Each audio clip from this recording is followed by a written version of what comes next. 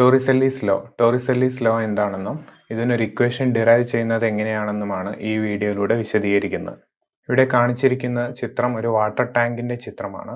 ഈ water tank closed water tank ആണ്. അതിൻ്റെ മുകൾ ഭാഗം അടച്ചു വെച്ചിരിക്കുകയാണ്. ഈ ടാങ്കിൽ y2 ഉയരത്തിൽ വെള്ളം സ്ഥിതി ചെയ്യുന്നുണ്ട്.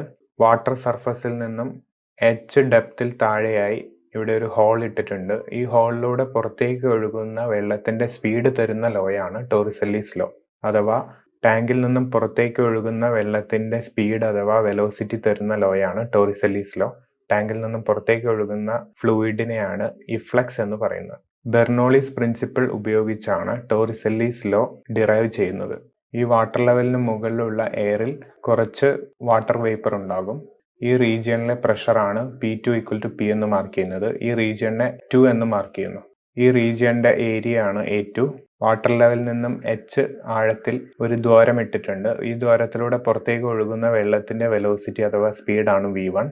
ഈ വെള്ളം നേരെ അറ്റ്മോസ്ഫിയറിലേക്കാണ് വീഴുന്നത്. അതുകൊണ്ടാണ് ഇവിടുത്തെ പ്രഷറിനെ P1 = PA എന്ന് മാർക്ക് ചെയ്യുന്നത്. PA എന്നത് അറ്റ്മോസ്ഫിയറിക് പ്രഷറാണ്. ഈ റീജിയനെ റീജിയൻ 1 എന്നും ഈ റീജിയനെ റീജിയൻ 2 എന്നും മാർക്ക് ചെയ്യുന്നു. ഈ ഹോളിലൂടെ പുറത്തേക്ക് ഒഴുകുന്ന വെള്ളത്തിന്റെ സ്പീഡിനെ V1 എന്ന് മാർക്ക് ചെയ്യുന്നു. ഈ ഹോളിന്റെ ഏരിയ ആണ് A1. ഈ ഫ്ലൂയിഡ് നേരെ അറ്റ്മോസ്ഫിയറിലേക്കാണ് ഒഴുകുന്നത്. അതുകൊണ്ട് ഇവിടുത്തെ പ്രഷർ P1 = അറ്റ്മോസ്ഫിയറിക് പ്രഷർ ആയിരിക്കും. അറ്റ്മോസ്ഫിയറിക് പ്രഷറിന് ഇവിടെ PA എന്ന സിമ്പൽ നൽകിയിരിക്കുന്നു. ഇവിടെ രണ്ടാമത്തെ റീജിയണിൽ ലിക്വിഡ് സർഫസിന് മുകളിലായി സ്ഥിതി ചെയ്യുന്ന എയറിന്റെ പ്രഷറാണ് P2. ഇത് = P എന്ന് എടുക്കുന്നു. ഇവിടുത്തെ സർഫസ് ഏരിയ ആണ് A2. ടാങ്കിന്റെ അടിഭാഗത്ത് നിന്നും y1 ഉയരത്തിലാണ് പുറത്തേക്ക് ഒഴുകുന്ന വെള്ളത്തിന്റെ ദ്വാരം സ്ഥിതി ചെയ്യുന്നത്. അതായത് h+y1 = y2 ആയിരിക്കും. ഇവിടെ റീജിയൻ 1നും റീജിയൻ 2നും ഇക്വേഷൻ ഓഫ് കണ്ടിന്യൂറ്റി അപ്ലൈ ചെയ്യുന്നു. ഇക്വേഷൻ ഓഫ് കണ്ടിന്യൂറ്റി പ്രകാരം area into velocity = constant. Region 1ന്റെ ഏരിയ A1 ആണ്. ഇതിലൂടെ പുറത്തേക്ക് ഒഴുകുന്ന ഫ്ലൂയിഡിന്റെ സ്പീഡാണ് V1. A1 V1 = രണ്ടാമത്തെ റീജിയന്റെ ഏരിയ A2. ഇവിടുന്ന് വെള്ളം താഴേക്ക് ഒഴുകുന്നുണ്ട്. ഇതിന്റെ വെലോസിറ്റിയാണ് V2. ആദ്യത്തെ റീജിയണിൽ ഇക്വേഷൻ ഓഫ് കണ്ടിന്യൂറ്റി പ്രകാരം A1 V1 = രണ്ടാമത്തെ റീജിയണിൽ A2 V2. A1 V1 = A2 V2.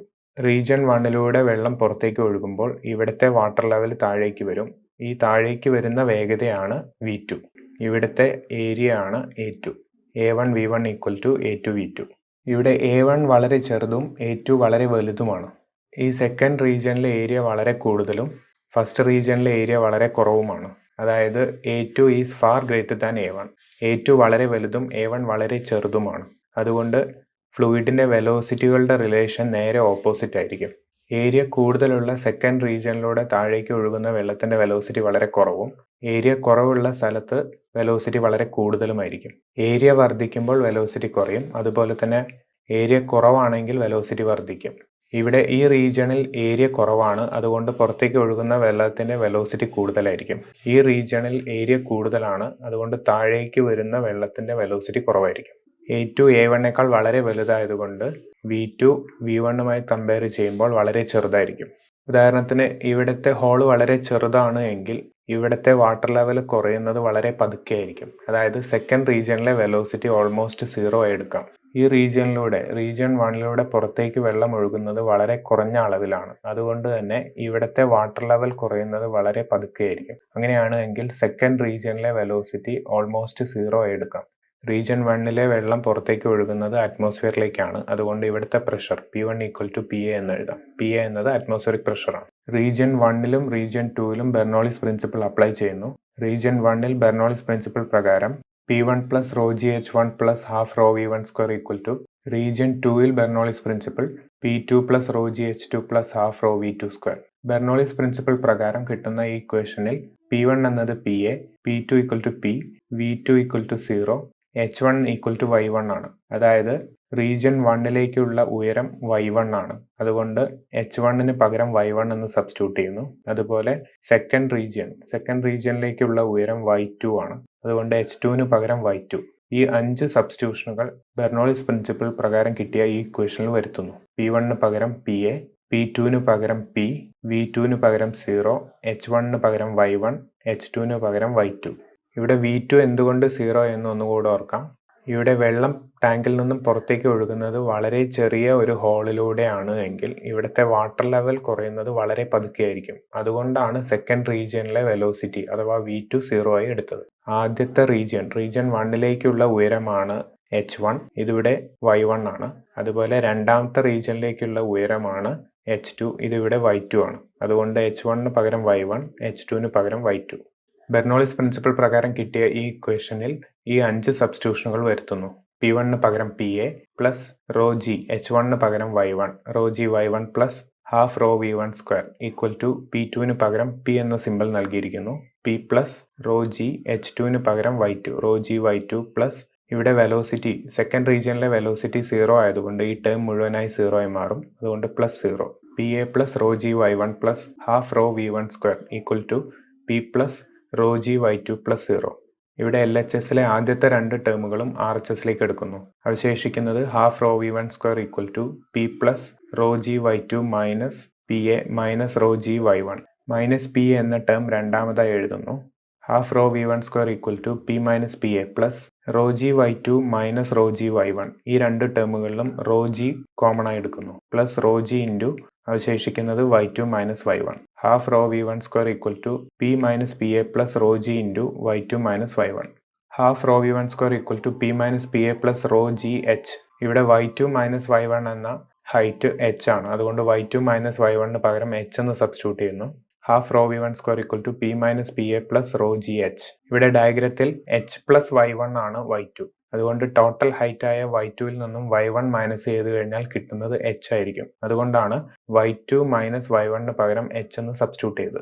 Half rho V1 square equal to P minus PA plus rho g into Y2 minus Y1 പകരം H എന്ന് സബ്സ്റ്റിറ്റ്യൂട്ട് ചെയ്യുന്നു. Half rho V1 square equal to P minus PA plus rho g H. ഈ ഇക്വേഷനെ V1 square equal to എന്ന് rearrange ചെയ്യുന്നു.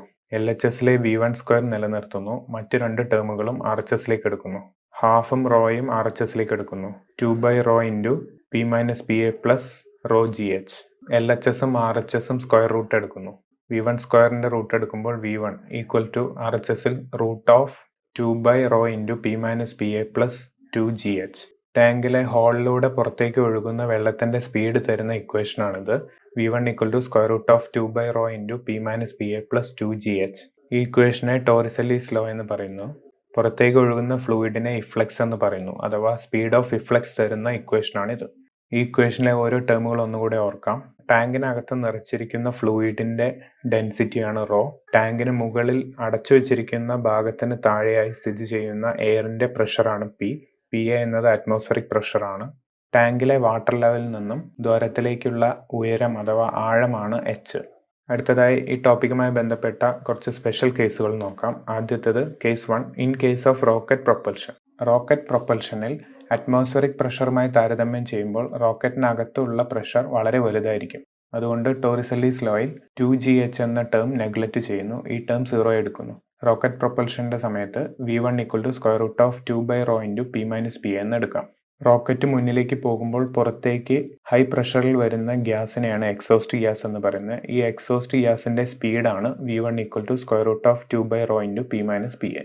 Rocket propulsion സംഭവിക്കുമ്പോൾ atmospheric പ്രഷറിനേക്കാൾ വളരെ കൂടുതലായിരിക്കും റോക്കറ്റിനകത്തുള്ള പ്രഷർ. അതുകൊണ്ട് 2GH എന്ന ടോറിസെല്ലിസ് ലോയിലെ ഈ ടേം നെഗ്ലക്റ്റ് ചെയ്യുന്നു. അഥവാ 2GH എന്ന ടേം വളരെ ചെറുതായിരിക്കും. ഇത് ഓൾമോസ്റ്റ് 0 എന്ന് എടുക്കുന്നു. അതുകൊണ്ട് V1 equal to square root of 2 rho into P minus PA.